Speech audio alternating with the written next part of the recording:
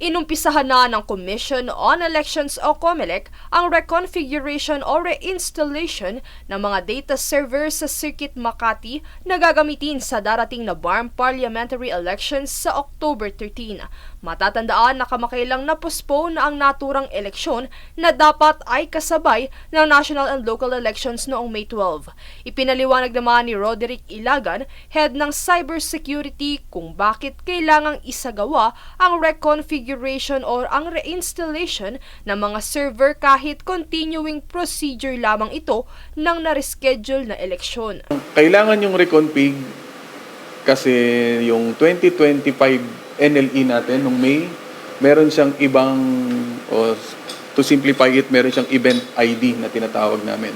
Yung BARM election, meron din bagong event ID. Yung mga event na yon may mga corresponding certificates, security keys, na mag-work lang siya for that specific event.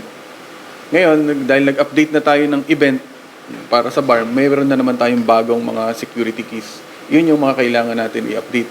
Plus, in addition dun sa database natin, remember nationwide yung May, yung BARM natin limited lang siya sa BARM area. So yun yung mga kaya kailangan natin mag-reinstall. Para mapabilis at mas maging maayos ang pag-reinstall ng mga server, kanila muna itong nirun sa isang server. Inuna muna natin yung isang server. No? Remember, meron tayong 5. So isa lang muna tayo para in case may mga kailangan troubleshoot sa isa lang tayo mag-focus.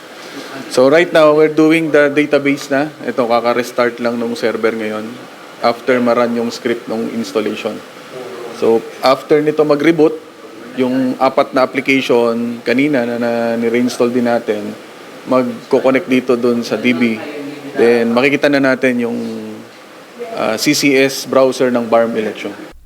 Para sa implementation calendar ng BARM, nakatakda ang pagsasagawa ng field test sa July 19 at ang mock election naman sa July 26. Kaugnay nito, mayroong proposal ang Parish Pastoral Council for Responsible Voting o PPCRV hinggil sa threshold ng pag-shade sa bilog ng balota. Yung ginamit natin nung nakaraang 2025 midterm elections ay mga 15%. Gusto namin sana na at least maibalik man lang doon sa nung last 2022 elections natin na 25%. Tugon naman ni COMELEC Chair George Erwin Garcia nang siya ay kanilang makausap, may tsansa na maibalik ito sa dating porsyento dahil na rin sa mga reported incident na naitala gaya ng smudge o nadumihang balota, gayon din ang concern na maliit ang 15% na maaaring magdulot ng overvote.